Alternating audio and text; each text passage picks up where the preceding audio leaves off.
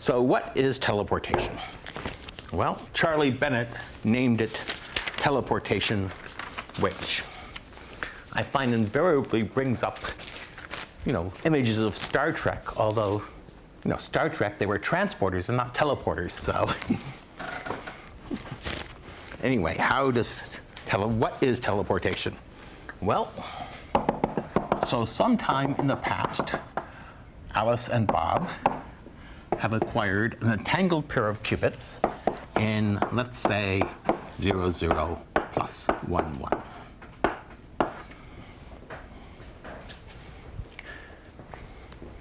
And Alice has an unknown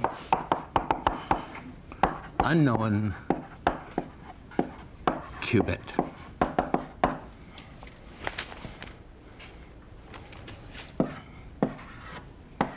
Let's call this zeta.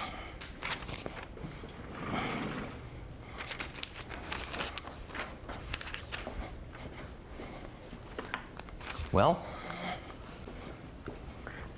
so this is AB, AB. So what Alice does is she performs a measurement on her half of the entangled pair and this unknown qubit.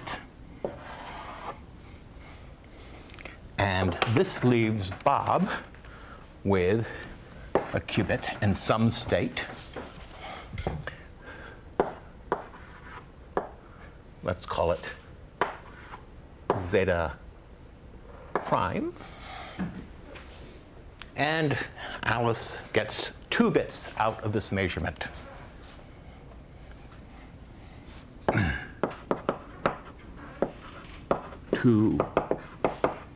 She's measuring 2 qubits, which is a 4-dimensional quantum state. So she gets 1 of 4 results, which is 2 bits. So she sends these 2 bits to Bob. And then he performs a unitary. Let's call this B1, B2. He performs a unitary that depends on B1 and B2 on zeta prime. And miraculously, he gets back the original unknown qubit.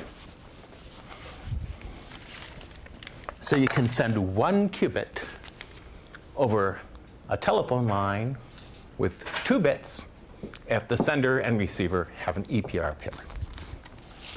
Now remember, in my first lecture, I said you cannot send qubits over a telephone line because if you did, you could clone, because